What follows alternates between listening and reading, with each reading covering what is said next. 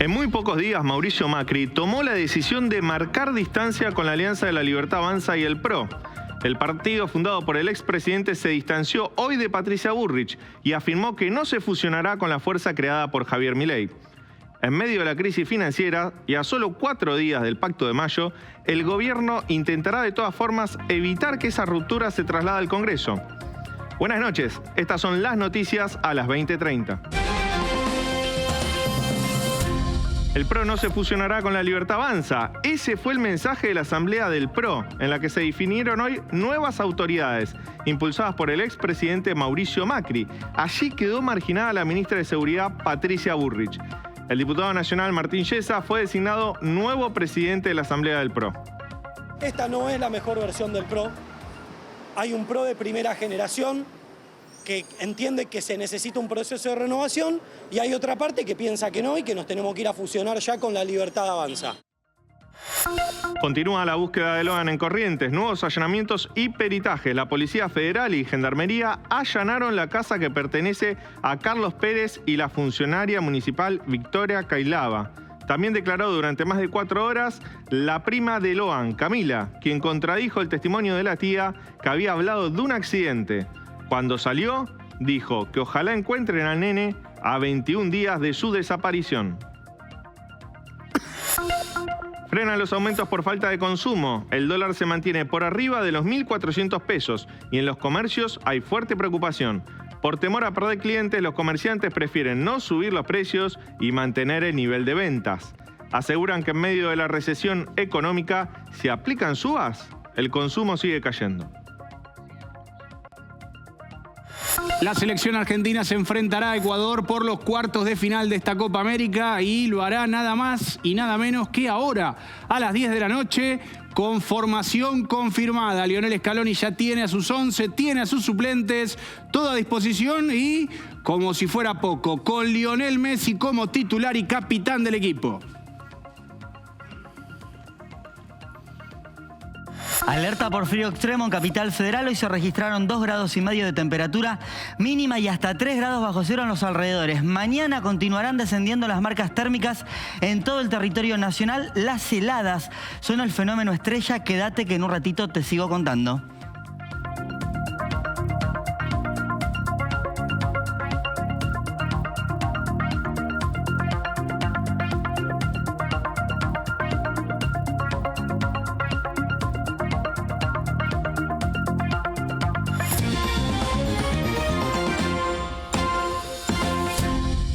La UTA advirtió sobre un posible paro de colectivos en el AMBA mañana, porque los trabajadores aún no cobraron el aguinaldo.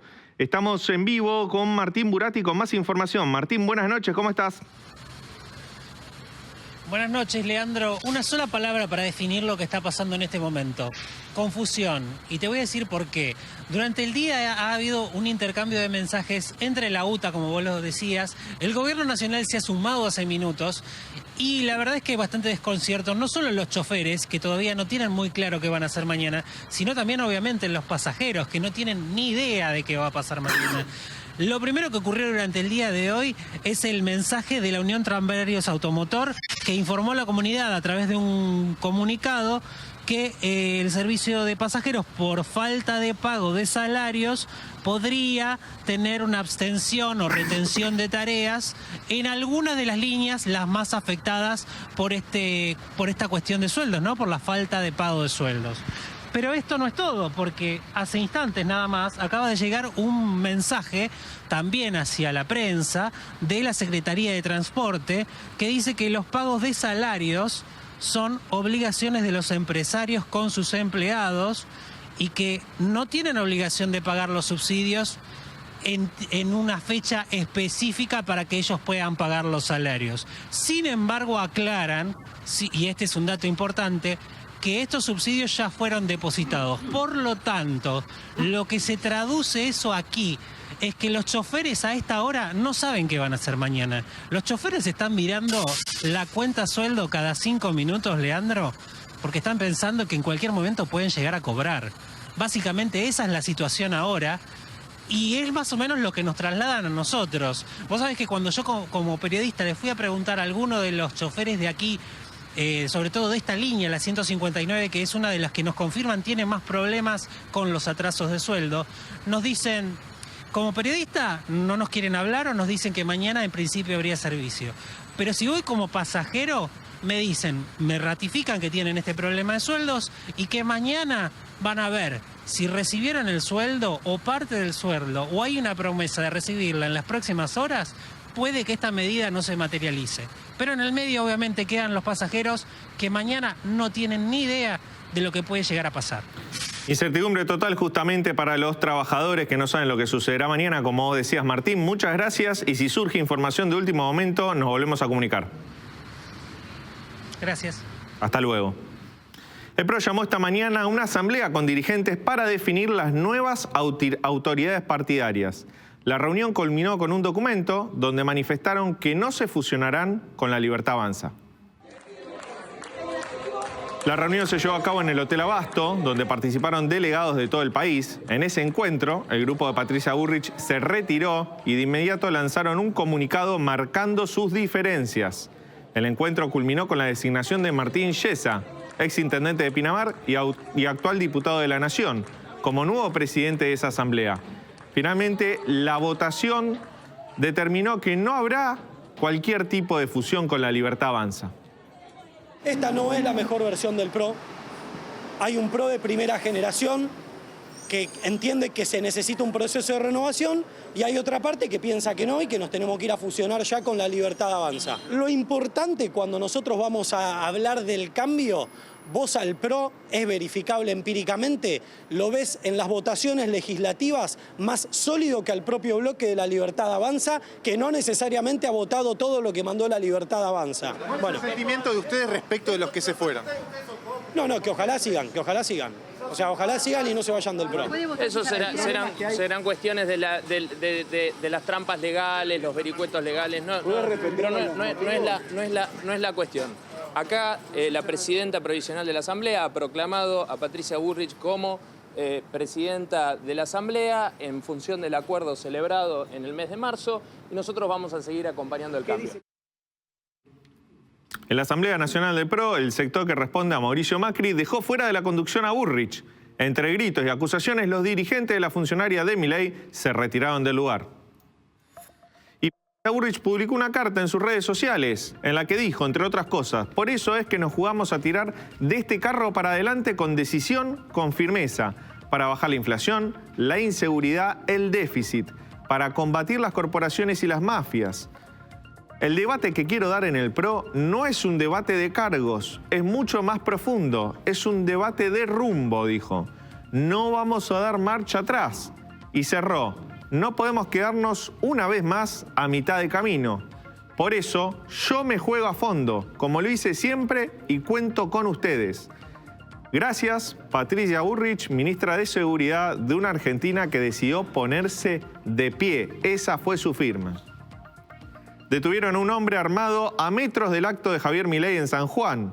En la presentación del Plan Nacional de Alfabetización, sufrió un traspié en la previa por un hombre que llevó consigo una pistola 9 milímetros apta para el disparo. El hombre, según las fuerzas policiales que lo detuvieron, dijo que era un policía retirado. La policía... Juan detuvo a una persona que estaba con un arma a 200 metros del presidente, así que estaba en el primer cordón. Le agradecemos muchísimo a la policía estar tan atenta, a la policía de San Juan, y no se pudo, por supuesto que eso permitió que el acto se haga con tranquilidad. Así que estamos muy agradecidos a la policía de San Juan. ¿Es un intento de atentado lo que le hicieron al presidente hoy? ¿Fue un intento de atentado? Es una persona que estaba con un arma que no pudo pasar a más de 200 metros, así que no sabemos. Miguel Ángel Pichetto, presidente del bloque Hacemos Coalición Federal, confirmó hoy que fue invitado y que asistirá al Pacto de Mayo. El diputado además opinó sobre la ley de movilidad jubilatoria. Puntos del Pacto de Mayo no tengo más que coincidir, son todos puntos que hacen a la libertad, al mejoramiento, a la educación, todos esos temas que son temas de carácter general que coincido plenamente. Nosotros hemos tenido dentro del Congreso una actitud constructiva de apoyo al gobierno, con diferencias, con visiones también en algunos temas distintos, pero en general entendíamos que esta etapa el gobierno tenía que tener las leyes. Estas dos leyes, que vamos a actuar siempre con responsabilidad. La Cámara de Diputados ya se ha expresado, ha votado el incremento a los jubilados. Hemos tenido en cuenta fundamentalmente la inflación del mes de enero, que era del 20. El gobierno en la fórmula había aplicado el 12. O sea, hay 8 puntos de diferencial que van a permitir mejorar. Ese tema está en el Senado, donde se está discutiendo y en donde esperamos que el Senado lo trate y lo ratifique. Unión por la Patria no tiene la mayoría para poder imponer tratamiento sobre tabla, tiene 33 senadores, pero me parece que en algún momento la comisión se va a expedir y se va a poder tratar en el Senado.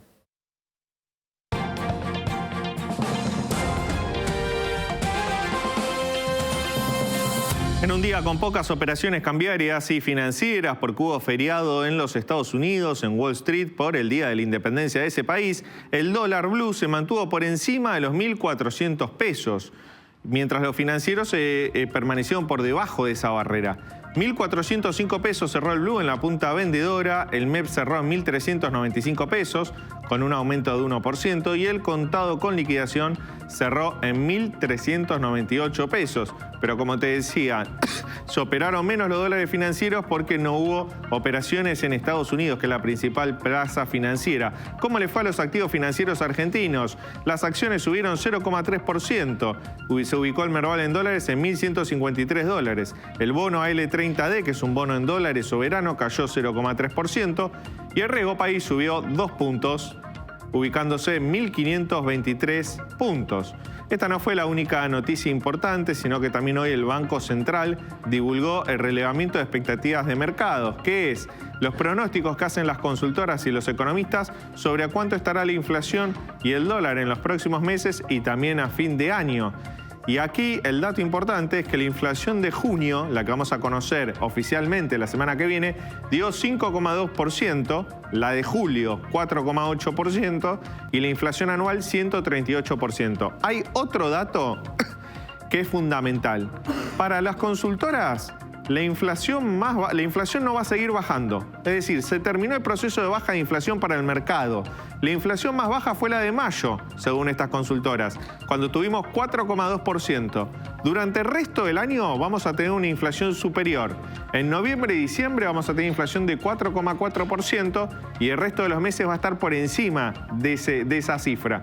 Con lo cual, el mercado empieza a pricear que el proceso de desinflación que está llevando adelante Milei y Luis Caputo empezaría a encontrar un piso, que es el de 4,2%, la inflación de mayo. Malas noticias para el plan económico del gobierno.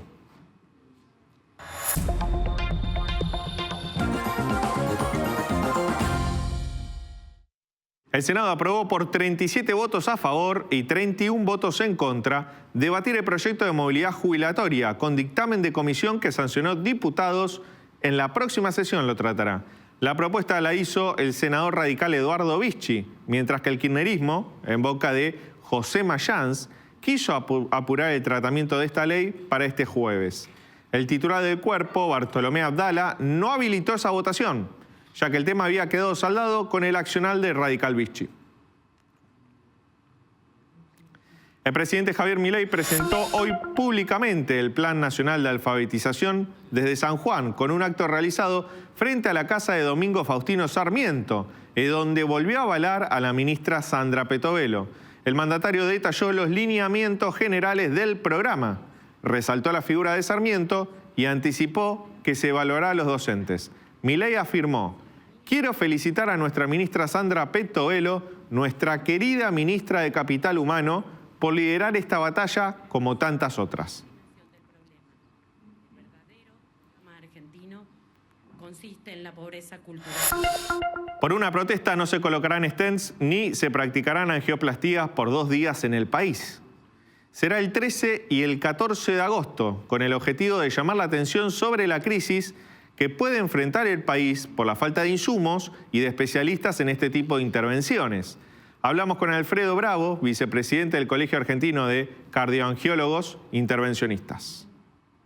Colocar un stent implica tener tecnología para poder ver el stent, tener catéteres especiales para llevar el stent, tener manos adecuadas para que coloquen el stent y tener personal entrenado alrededor del paciente por si se complica poder asistirlo. O sea, es una cadena de objetos y de sesiones para que los resultados sean óptimos. El panorama a futuro, a un panorama a mediano o largo plazo, va a ser crítico. Nuestro colegio tiene más de 40 años.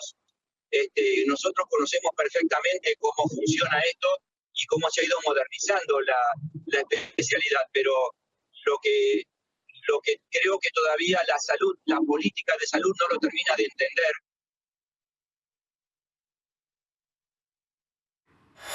Y qué frío esta mañana en Capital Federal, 2 grados 5 décimas la temperatura mínima registrada a las 8 de la mañana en el Observatorio Central Buenos Aires. En el Palomar, la temperatura registrada a esa misma hora fue de 3 grados bajo cero. Realmente temperaturas muy bajas y se van a mantener durante los próximos días, inclusive con valores más bajos mañana y el día sábado.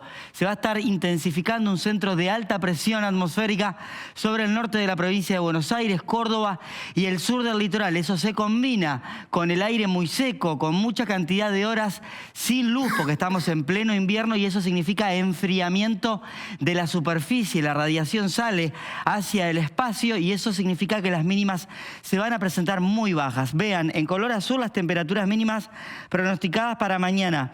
En color azul celeste, valores negativos, helada significa. Toda la Patagonia con temperaturas inclusive en azul fuerte de hasta 10 grados bajo cero mañana bien temprano en Tierra del Fuego, Santa Cruz, Chubut y Río Negro. También en Neuquén y toda la cordillera, inclusive Mendoza. Pero lo llamativo, lo que se ve bastante poco, toda la llanura pampeana, la provincia de Buenos Aires prácticamente en su extensión, inclusive Uruguay y el sur del litoral, mañana bien temprano con valores de entre 0 y 5 grados bajo cero de temperatura, mañana cerca del amanecer. Esta situación se va a repetir en la mañana del sábado, inclusive con temperaturas todavía más bajas.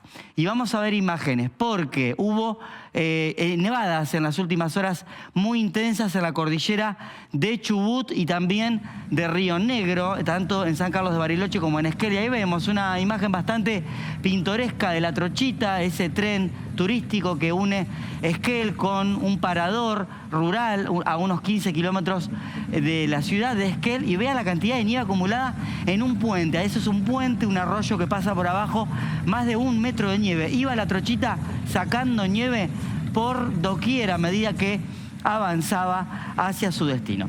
Y hoy a la mañana, en la provincia de Buenos Aires, el fenómeno destacado fueron las heladas, no las nevadas, sino el hielo, la escarcha en el suelo, sobre los parabrisas. Vean esto a la salida de Mar del Plata, cerca de Tandil, temperaturas muy bajas y que se heló los bebederos de caballo, los tanques, los estanques, mejor dicho, de las partes. Y esto es una pista de atletismo de Mar del Plata, donde también el hielo, vean cómo rompe el hielo. Bueno, esto eran como las 9 de la mañana, después que había salido el sol, haciendo cuenta de las bajas temperaturas. Situación que mañana y pasado se va a volver a repetir. Esto puede jugar en contra de las plantas que están sembradas. Trigo, en el caso del invierno, en la provincia de Buenos Aires, puede llegar a afectar las plantas, los sembradíos de trigo que se encuentran sobre la provincia de Buenos Aires. Así que vamos a ir siguiendo la situación meteorológica.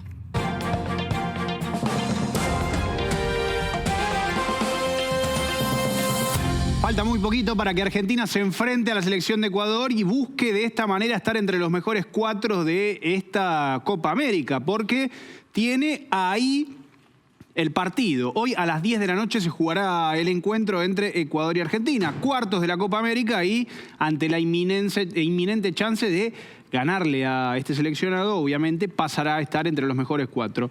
Dentro del 11 inicial estará Lionel Andrés Messi, será titular, será capitán del equipo y con el alta médica, obviamente, junto con el resto de los futbolistas. Emiliano Martínez en el arco, Nahuel Molina como lateral derecho, Cristian Romero y Lisandro Martínez integrarán la saga central, Nicolás Tagliafico será el lateral por izquierda, Rodrigo de Paul, Alexis McAllister, Enzo Fernández y finalmente Nicolás González fue quien se ganó un lugar entre el mediocampo y el ataque. Vieron que va rotando, depende de lo que le pida Scaloni, este jugador polifuncional está entre los 11 iniciales. Lionel Messi, ya mencionado, y Lautaro Martínez, que le ganó la pulseada a Julián Álvarez, y por eso Scaloni, que esta vez estará en el banco, decidió darle su lugar en el 11 inicial. Hoy a las 10 de la noche, desde Dallas, se va a jugar este partido tan interesante y tan importante para el seleccionado argentino que buscará defender el título. Así también se defiende un tenista argentino, Francisco Comesaña, en el césped de Wimbledon. Lo hace muy pero muy bien. Se eliminó a una bestia como lo es Andrei Rublev por 6-4, 5-7, 6-2 y 7-6 con un tiebreak de 7-5. Segunda ronda. Adam Walton fue el rival y le ganó 7-5, 1-6, 6-7 con un tiebreak de 14-12. Lo estiró hasta el final. Todos pensaban, bueno, se comió las piernas, ya no le quedó energía. Pero no, 6-1 el siguiente y 7-6 el último, con un tiebreak de 18 para hacer historia y avanzar con tan solo 23 años este marplatense, que es 122 en el ranking ATP, a la tercera ronda, donde se enfrentará al francés Lorenzo Musetti. Obviamente, como en cada uno de los partidos, en este caso en el segundo de su presentación, demostró su alegría a esta altura eterna por lo que logra partido a partido en el césped de Wimbledon. Mucho con Guti todo el día de ayer, todo el día de hoy. Sabía que fueron muchas emociones vividas el partido con Rublev, pero bueno, es solo un partido. Hoy tenía una chance nueva de seguir en camino acá en este Wimbledon, y bueno, obviamente quiero más, entonces por eso salí a ganar igual que como con Rublev.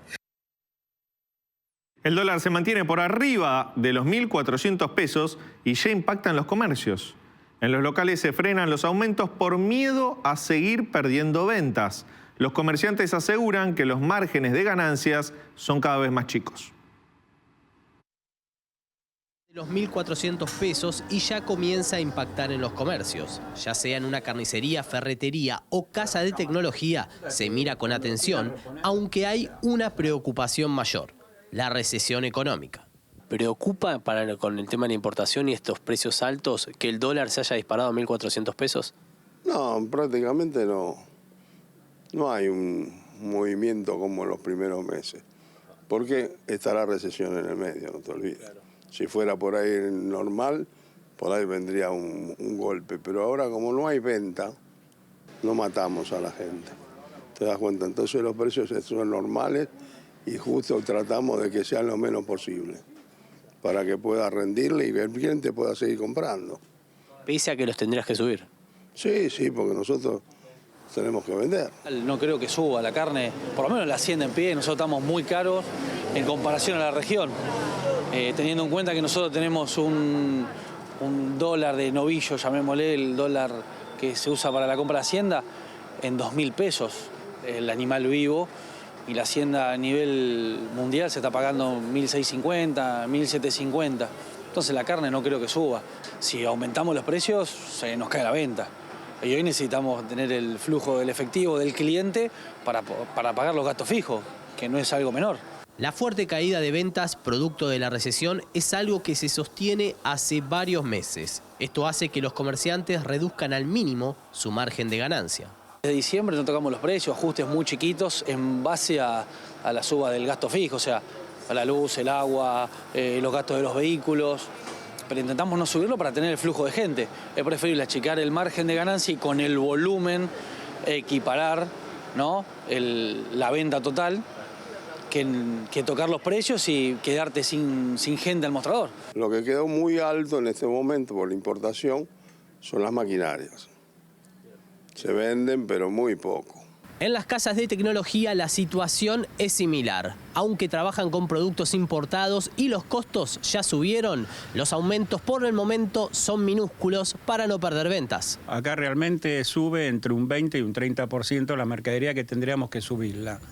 Nosotros, como somos importadores, realmente no subimos lo que tendríamos que subir.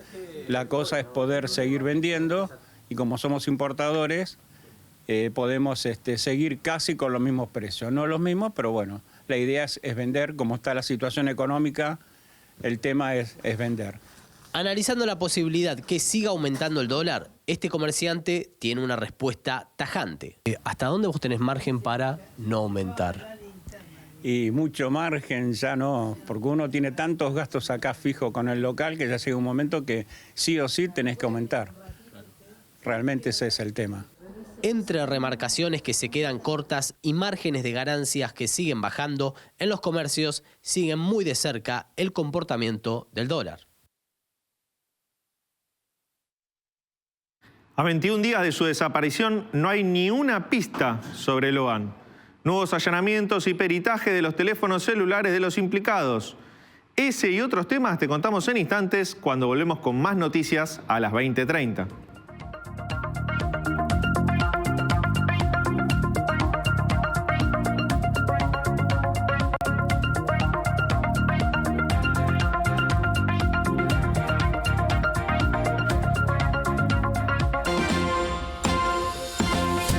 Hoy se cumplieron 21 días de la desaparición de Loan en Corrientes y todavía la justicia no tiene ninguna pista de qué fue lo que ocurrió. Sin embargo, se realizaron nuevos allanamientos y peritajes. Por eso mismo estamos en contacto con Omar Aquino, periodista que está en Goya, Corrientes. Buenas noches, Omar. Allanaron nuevamente la casa del... ¿Cómo estás? ¿Cómo te va? Buenas noches, un saludo a vos, a toda la audiencia. Bueno, nos encontramos justamente frente al juzgado federal de la ciudad de Goya, donde hoy se encargó Camila, quien es la esposa de Huevo Peña. Huevo Peña, a su vez, es sobrino de José Peña, el papá de Loan. O sea, sería el primo hermano de Loan. En horas de la tarde estuvo acá, declarando ante la jueza federal. ¿Y en qué consistió esa declaración, Omar? ¿Aportó alguna prueba más? ¿Señaló a alguien? Básicamente, en realidad, según algunas fuentes que nosotros acá tenemos, porque recordemos que la causa está bajo secreto de sumario, que no trascendió con precisiones su declaración, pero lo que se sabe es que quería ampliar su declaración. Anteriormente, Camila había declarado ahí en Fiscalía y quería hablar con la jueza del caso, la doctora Cristina Penso Poser, porque lo que ella decía, argumentaba, es que quería hablar como... de mujer a mujer, porque alegó que no fue muy bien tratada cuando declaró ahí en Fiscalía. Quería y tenía que ampliar su declaración, por lo que sabemos era seguir con esto de echar por tierra o contradecir la declaración de Leodelina, argumentando que no le parece que haya sido un accidente, que no tiene mucho sustento, no tiene mucho fundamento lo que había declarado ante la justicia provincial Leodelina, la tía de Loan. Además, recordemos que es la madrina del pequeño. Ahí la estamos viendo en pantalla, Omar, a Leodelina. Parece haber un quiebre en la familia y en el entorno, ¿no? Por un lado, Camila, el padre, claro, sí. La madre de Loan, y por otro lado, Leodelina y el matrimonio Pérez y Cailaba, ¿no? Hay diferentes posiciones y se señalan entre ellos. Exactamente, eso es lo que al parecer de a poco se va rompiendo ciertas restricciones o este famoso pacto de silencio. Solamente algunos de los imputados, de los acusados declarados, 3, Maciel, Pérez y Cailaba, no declararon. También hoy se citó a declarar a una curandera y a un vidente, que son quienes se habían contactado con Ramírez. Les comento cómo fue. Ramírez, cuando se pierde Loan, en esos primeros minutos dice que llama a estas personas. Eran conocidos suyos. Ramírez trabajaba en una empresa que no estaba atravesando un buen momento financiero y estaba cobrando solamente el 50% de su sueldo. Entonces, mediante este curandero, y esta curandera y este vidente, es como que le estaban abriendo el camino, como que le estaban ayudando con esto de lo espiritual para que las cosas se puedan solucionar. Supuestamente, en esos minutos posterior a la desaparición de Loan, él los contacta para ver si ellos podrían darle alguna respuesta de la ubicación, el paradero de Loan. Esa es la coartada de Ramírez. Fierrito, le dicen Fierrito porque su profesión es herrero. Omar. Entonces, por eso fueron citados a declarar como testigos en esta causa, la curandera y el vidente. Omar, la otra novedad que hubo hoy fue allanamientos en el domicilio del matrimonio Pérez, el marino, y Cailaba, la ex funcionaria municipal. ¿Qué pasaron en esos allanamientos? El 9 de julio. Estos allanamientos son hechos por la Policía Federal, ahí estamos viendo en imágenes, que de alguna forma es porque dicen, según lo que sabemos, no confían en los allanamientos anteriores hechos por la justicia provincial. Pero hay un detalle que nosotros también habíamos compartido unas imágenes, que ese domicilio se encontraba con consignas policial y en ventanas y puertas con faja de clausura.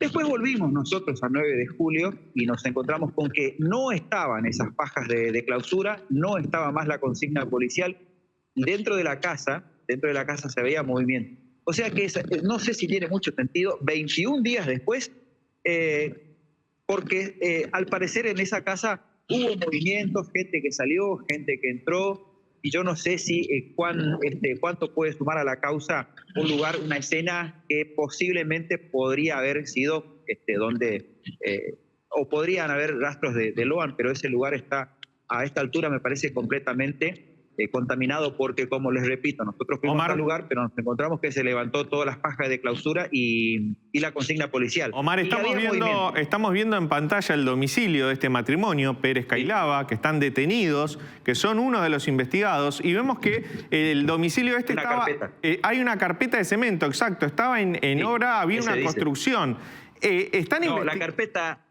La carpeta se dice que es como que estaba un poco, que la habían terminado hace poco, y por eso llevaron ahí perros que pueden detectar se dice restos humanos. Por eso se van a esperar en las próximas horas a ver qué novedades hay al respecto. Pero es lo que sabíamos, es que esta ya es una pericia, por así decirlo, un poco más exhaustiva, más profesional. La primera que hicieron los agentes de la policía de la provincia no tenían estas cápsulas, la vestimenta adecuada, los equipamientos adecuados. Esta parece ser un poco más seria y más profesional, ¿no? De la federal. Omar, también de la gendarmería. Sabemos que has trabajado muchísimo en este caso, has hablado con múltiples fuentes, vecinos, distintas personas que están en la investigación. ¿Hubo una obra de construcción en la zona luego de la desaparición de Loan? En ese domicilio particularmente solo se sabe de esta carpeta que estaba ahí, como que hace muy poco se había terminado. Pero no se sabe si fue antes o después de la desaparición de Loan. Eso resta determinar, pero por eso eran necesarios hacer estas pericias ahí en ese lugar con exactitud, para determinar si hay algo en el domicilio en general que pueda dar a entender si es que Loan pudo haber estado en el domicilio. Otros datos adicionales respecto a los teléfonos. Omar, te quería consultar eso, porque justamente hoy hubo peritaje sobre los teléfonos de los implicados, de los investigados. Eso se hizo en Buenos Aires y habló la ministra de Seguridad, Patricia Bullrich. Te invito a que la escuchemos y luego seguimos conversando sobre eso. Yo no voy a hablar de pruebas fehacientes, ni voy a hablar de nada que cambie las hipótesis, porque eso le corresponde a la justicia. Aunque se haya borrado, ¿se puede recuperar toda la información, aunque se haya borrado las primeras horas? Algunas de las cosas que se han borrado se pueden recuperar, otras no, lamentablemente. Hay cosas borradas, evidentemente eso muestra que había intención de borrar cosas, pero bueno, aún estamos en la etapa del análisis. Así que no, falta extraer mucho, faltan teléfonos que aún no están. Omar, la ministra Burrich habla de datos borrados. ¿A qué se está refiriendo? ¿A llamadas por WhatsApp, a mensajes de texto, mensajes de WhatsApp? ¿Tienen idea en Corrientes a qué se refiere la ministra? Básicamente a que Pérez y Cayaba habían borrado todo el historial de los chats de ese día en particular. Y la ministra hace alusión a que eso le resulta sospechoso que hayan borrado, pero eso solamente es un indicio y no determina absolutamente nada. Como dato adicional, también hay que decir que se habló de que en el rango horario donde ellos dicen que fueron a ver el partido, más o menos alrededor de las 3 de la tarde, hay antenas de localidades vecinas que ubican los teléfonos de Pérez y Cayaba. El teléfono de Cayaba lo toma una antena de Mantilla, una localidad que está a unos 40 kilómetros de 9 de julio, y el otro teléfono de Pérez está ubicado Yataiticalle, una localidad que está a 31 kilómetros de 9 de julio, como que estaban en distintos lugares. Puntos genéricos o por así decirlo, referenciales, pero no son muy específicos. No sé si... recordemos que el 9 de julio en ese horario también había cortado la luz. Hay la posibilidad, como pasan en estos pueblos chicos, que cuando corta la luz, los teléfonos toman antenas de localidades vecinas, porque algunas antenas no cuentan con un grupo electrógeno. Más o menos como para tener un detalle de esa situación en función a lo que se sabe que estuvieron como en lugares distintos. Pero eso creo que no prueba con exactitud si estuvieron en estos lugares en específico, en Yataiticalle y en Mantilla. Omar, los hermanos de Loan, los hermanos mayores, dicen que todos los implicados son sospechosos. ¿Pudiste hablar con el padre, con la madre? ¿Qué es lo que dicen ellos? Bueno, el padre, con lo que pudimos obtener de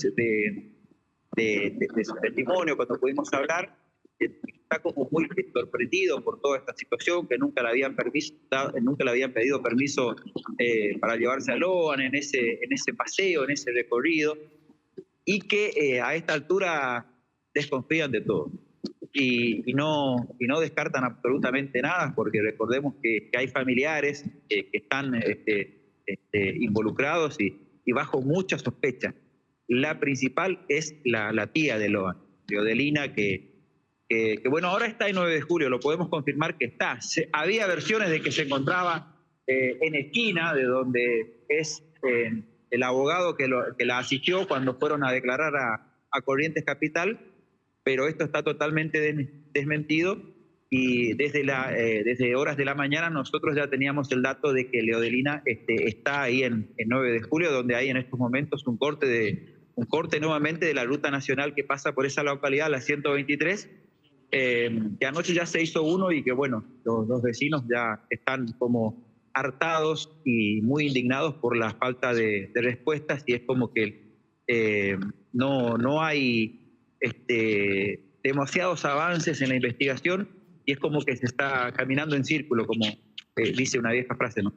Para cerrar, Omar, estuvo la Policía Federal en el domicilio de Laudelina. ¿Se supo si incautaron algún elemento, si avanzaron con alguna hipótesis? No, hasta el momento solamente le habían secuestrado, como trascendió, de la casa de ella, seis teléfonos celulares. Esto es lo último que sabemos que habían secuestrado, que llamó mucho la atención, porque bueno, decían que tiene dos hijos, dos eran de los hijos, los dos del matrimonio, y que dos estaban descompuestos, como a veces solemos tener a veces uno o dos que no funcionan más, pero solamente el dato es que ahora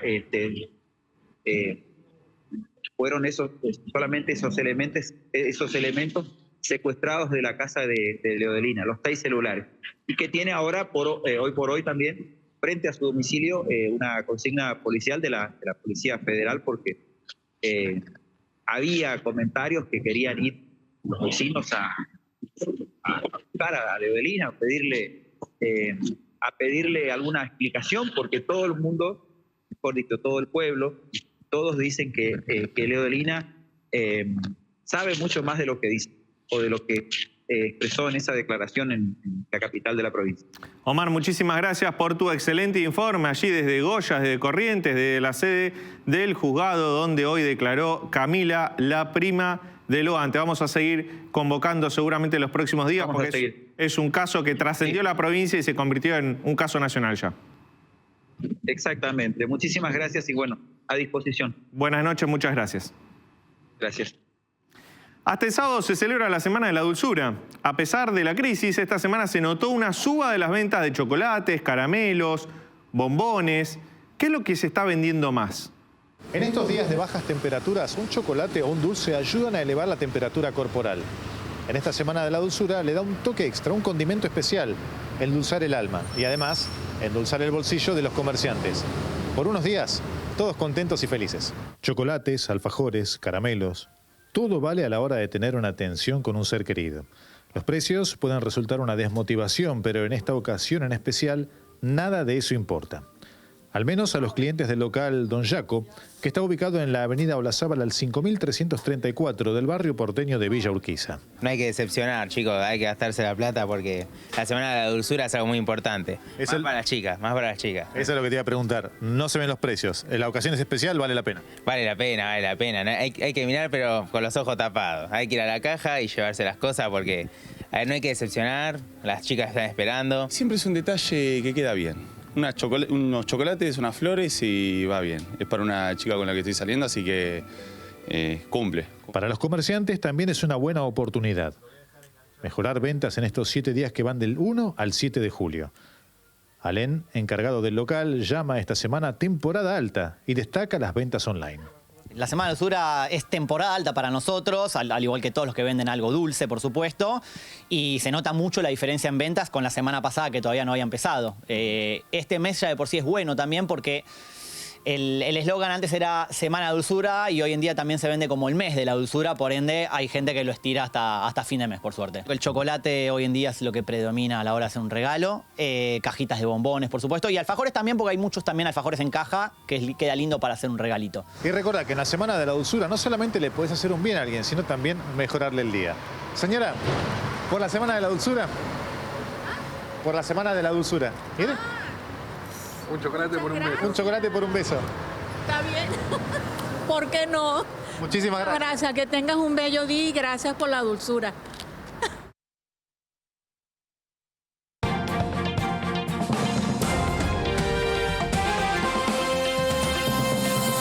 Con una contundente victoria, los laboristas en Reino Unido ponen fin a 14 años de gobiernos conservadores.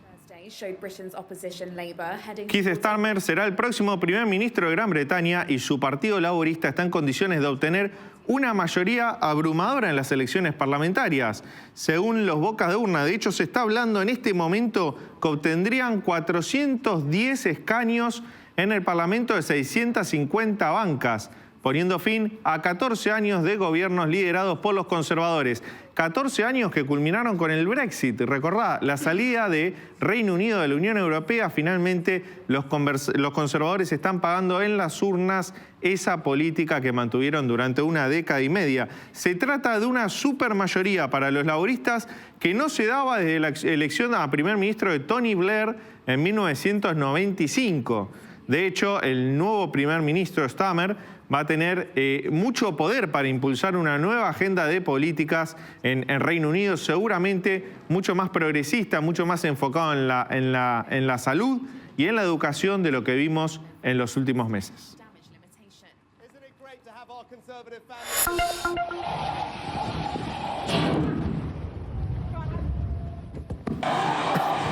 Un camión cisterna que transportaba combustible, como estás viendo en pantalla, en la ruta BR-010 entre los municipios de Paragominas y Ulianópolis, en el estado de Pará, en Brasil, se incendió por motivos que aún se desconocen. De repente, mientras el vehículo estaba detenido en la banquina y decenas de otros automóviles a su alrededor eran testigos del incidente, las llamas avanzaron hasta que explotó por el aire. La onda expansiva se extendió varios metros a la redonda y provocó escenas de pánico. Según las autoridades, hubo al menos 6 personas heridas, aunque fuera de peligro. El grupo libanés chiita Hezbollah lanzó un gran ataque con cohetes y aviones no tripulados contra Israel, al que amenazó con atacar en represalia por el asesinato de un alto comandante. El grupo terrorista afirmó haber lanzado más de 200 cohetes y una serie de drones contra 10 instalaciones militares israelíes, en represalia por el asesinato del comandante de Hezbollah, Mohamed Nasser, en el sur.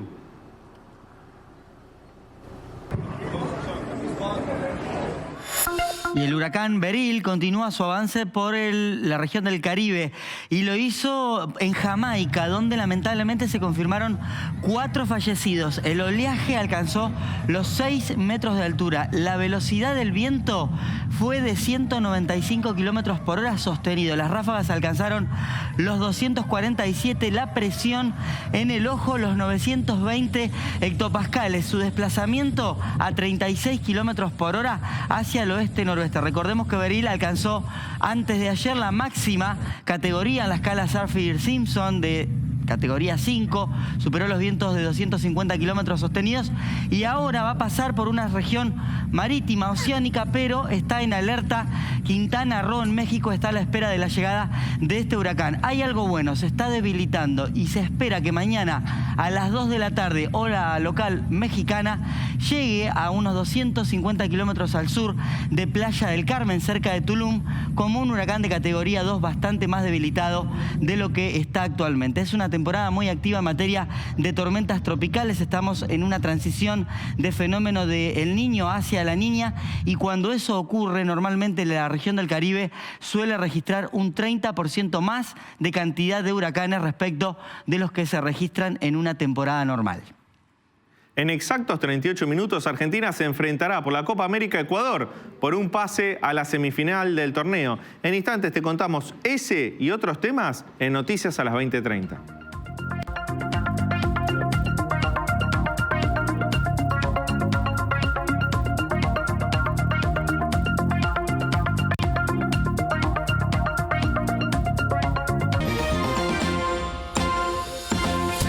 La UCR y partidos provinciales se aliaron hoy en el Senado con La Libertad Avanza para postergar el tratamiento de la ley de movilidad jubilatoria. Desde el oficialismo evitaron que la ley se tratara justamente en la Cámara Alta. Esta noche estamos conectados con el senador nacional por la UCR, Víctor Zimmerman. Senador, lo saluda Leandro Dario. ¿Cómo le va?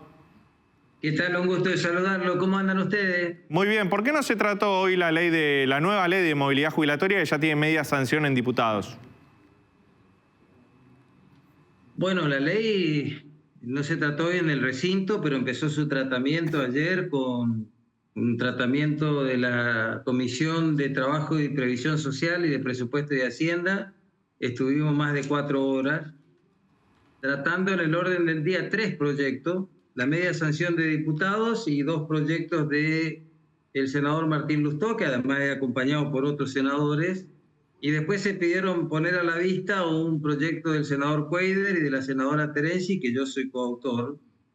Es decir, había, además de la media sanción, 4 proyectos que trataban básicamente el tema del haber previsional. Porque la verdad era que lo que tiene que ver con este proyecto es el haber previsional y a ver si finalmente le podemos dar una actualización de los haberes previsionales a nuestros jubilados.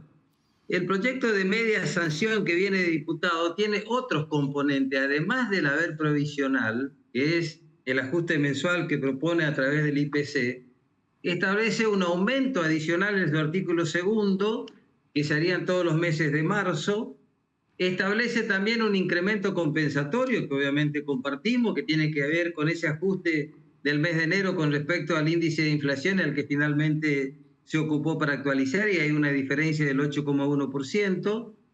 Establece además una garantía de haber mínimo hacia adelante y tiene en las disposiciones finales, en el artículo 10, una cuestión que no tiene que ver con el haber jubilatorio, sino que tiene que ver con la cancelación de deudas para aquellos jubilados que tienen sentencia firme y obviamente para las deudas previsionales que se tenga del Estado Nacional a las provincias que no mandaron sus jubilados a la Nación.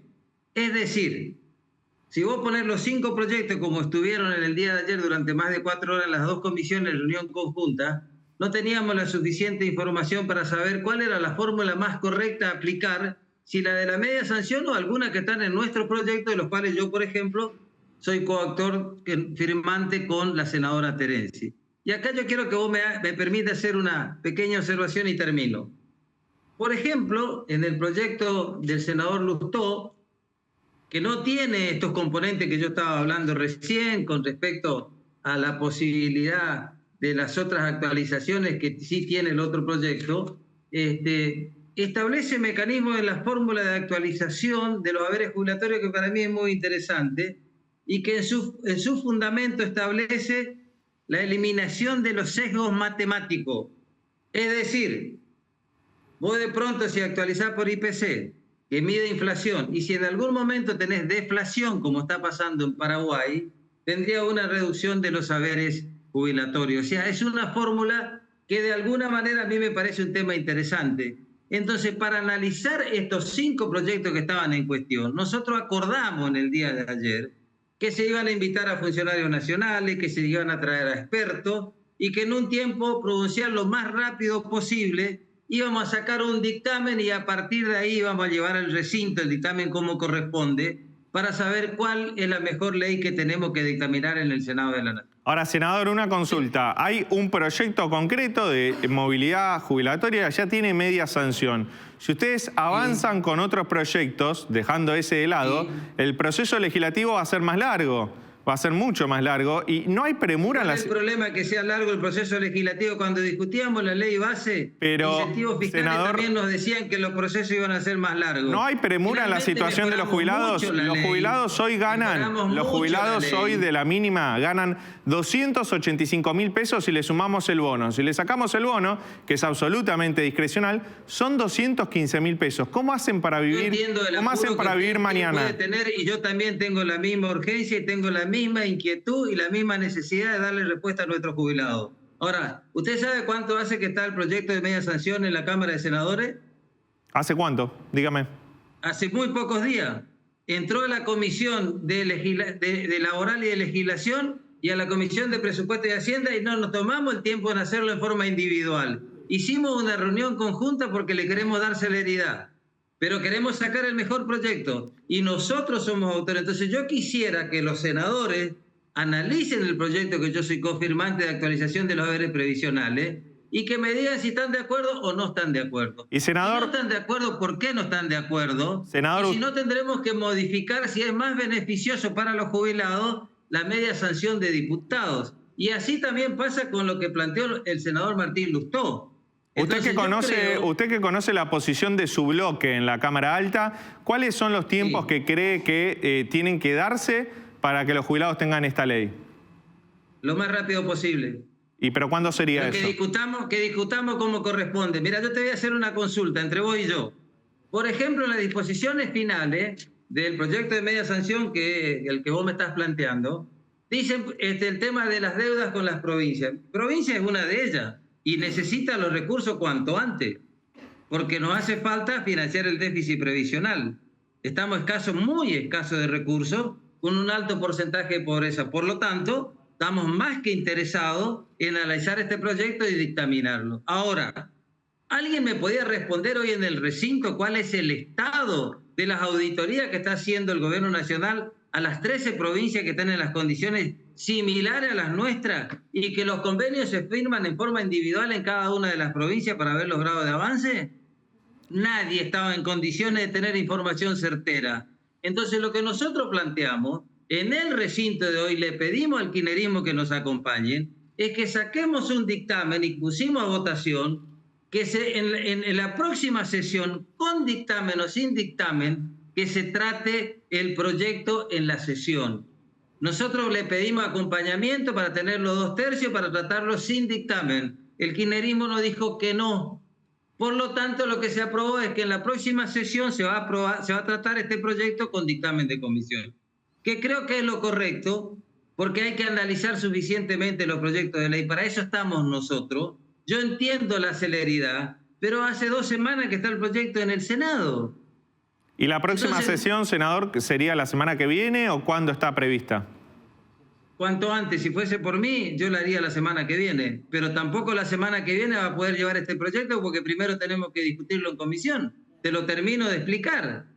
Entonces, ahora de pronto queremos resolver en una semana o en 10 o en 15 días sacando una norma que yo creo que no está suficientemente analizada, que sí creo que es de interés de todos los senadores, porque los proyectos que están en danza son 5 proyectos que tratamos en la Comisión Laboral y en la Comisión de Hacienda y Presupuesto. Así que la verdad es que yo espero que en los próximos días podamos avanzar en este tema y ojalá que en un tiempo prudencial podamos tener el dictamen como corresponde. Senador Víctor Zimmerman, muchas gracias por esta nota. Le mando un abrazo. Al contrario, es un gusto. Gran abrazo y que estén bien. Hasta luego.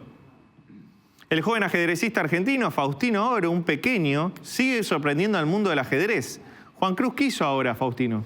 Bueno, ahora le tocó enfrentarse a un nuevo desafío y justamente venció al número 2 del mundo en, ajedrez en una partida solamente de 3 minutos. Número 2 del mundo y tiene nada más que 10 años. Se trata de el norteamericano Hikaru Nakamura. Así festejó el joven argentino, obviamente es un chico de 10 años. 3017, que voy a los 3100. ¿Qué pasa? ¿Qué pasa? ¿Qué pasa? Ahora sí que sí. Ahora. Era ahora. Nos toca un rival accesibilísimo. Va. El Messi del ajedrez, ¿no? Ya festeja como... Chessy le dicen, ¿no? Claro, por eso. Chess de ajedrez y bueno, el Essi por la finalización del apellido de Lionel Andrés Messi. Y bueno, imita el tono de aquellos youtubers extranjeros y además de todo, en este torneo denominado Arena Kings, que se celebra todos los miércoles y se juega con un tiempo límite de 3 minutos por partida, más de 2 segundos agregado por cada uno de los movimientos. Este joven ajedrecista logró ganarle en ese tiempo al número 2 del mundo. Algo realmente sorprendente y también metió bailecito. Me voy. 3017, que voy a los 3100. ¿Qué pasa? ¿Qué pasa? ¿Qué pasa? Ahora sí que sí. Ahora. Era ahora. Nos toca un rival accesibilísimo. Va. Joder. Un crack sin duda, Faustino. En minuto la selección argentina se va a enfrentar a Ecuador por el pase a la semifinal de la Copa América y los hinchas ya están calentando motores, empezando a juntarse para ver el partido. Vamos al móvil en el que está trabajando Cristian Doldán. Cristian, buenas noches, ¿cómo andás? Leandro, ¿cómo estás? En minutos juega la selección, cada vez falta menos, ¿sí? Nosotros nos venimos a un bar, acá estamos en el Galpón de Tacuara, en la zona de Palermo, esto es Honduras al 5500. En el centro de Palermo, Cristian Doldán, lo perdimos por un instante, pero ahí está reunido los argentinos, muchos extranjeros, porque en Palermo hay gente de todas las nacionalidades, seguro también ecuatorianos. La otra vez que salimos, enfrentamos a Chile, habían chilenos en ese bar. Muchas expectativas por el partido de cuartos de final, que si Argentina supera, termina en las semifinales, o sea, se mete entre los mejores 4. Esperemos a ver qué es lo que sucede esta noche a partir de las 22 horas. Nacho, ¿qué va a pasar con el tiempo, con el clima? ¿Sigue el frío o tenés buenas noticias? Bueno, sigue el frío, inclusive va a aumentar. A esta hora, 8 grados 2 décimas, marca el termómetro sobre Capital Federal. 7 grados es la sensación térmica. La humedad es baja, 41%. El viento sopla del sudoeste a 5 kilómetros por hora y la visibilidad es normal de 10 kilómetros. La presión alta, 1018,8 hectopascales. Va a amanecer mañana a las 8:01 con una temperatura de 2 grados y nada más en la ciudad de Buenos Aires. Hasta 3 grados bajo cero en el Gran Buenos Aires. El viento leve del sudoeste, la humedad en el momento de la salida del sol alta, 88%. Vean que el cielo va a estar completamente despejado mañana a la mañana. Y va a ser mucho frío mañana todo el día porque la máxima en horas de la tarde solamente 10 grados, baja sensación térmica, el viento pampero del sudoeste a 22 kilómetros por hora, la humedad 41%. Podemos tener alguna nubecita muy ligera, pero nada significativo. Sol va a haber. Y hacia la noche vuelve a caer la temperatura a unos 7 grados aproximadamente a las 9 de la noche. Ahí lo vemos, el viento del sector sur. Mañana el sol se va a ocultar a las 17 horas y 55 minutos, así que a salir bien abrigados porque con esos 2 grados de mínima realmente el frío fuerte se va a sentir en Capital Federal. Nacho, vamos a viajar de vuelta, a comunicarnos con Cristian Doldán, que seguramente está en un lugar con mucha más temperatura de la que vos hablás, Nacho. Cristian, ¿cómo andás? La verdad que sí, te decía, Leandro, se siente calor pese al frío, ¿sí? Una temperatura, pero la verdad, mucho frío afuera, y la escaloneta genera esto, ¿sí? Estas ganas de juntarse, de ver el partido. Estamos en la zona de Palermo, en un bar en Honduras al 5500, y como ves, está completamente repleto. Dato importante, nos contaba el dueño de este bar, está todo reservado, un dato no menor, ¿no? Teniendo en cuenta, insisto, el frío, también lo que cuesta hoy en día comer alguito rico, también tomar algo, ¿no? Entonces, poder acercarse a ver a la selección, evidentemente es algo que genera, ¿no? Que motiva a la gente a poder acercarse con sus camisetas. Recién decías, hay camisetas de Ecuador, sí, por allá a lo lejos también hay algunos ecuatorianos acá en Argentina que vinieron a pegarse una vueltita y a reunirse para poder alentar a Ecuador. Pero bueno, todos muy expectantes y muy confiados de ver a la escaloneta, de poder conseguir el pase a semifinales y por qué no seguir en el camino para conseguir el bicampeonato en esta Copa América 2024. Ojalá, Cristian, importante, sí, hubo dudas, así que bueno, así estamos. Nos despedimos de acá, con mucha gente y con la expectativa de ver a Messi, ¿por qué no?, en un par de partidos levantar nuevamente la Copa. Muchas gracias, Cristian. Vamos a estar prendidos a la tele acompañando a la selección campeona del mundo. Buenas noches, Cristian. Hasta aquí te contamos lo que pasó en tu ciudad, en el país y en el mundo. Le mandamos un fuerte abrazo a Silvina Brandi Marte, le deseamos una pronta recuperación y nos reencontramos mañana con más noticias a las 20:30. Buenas noches y vamos a Argentina.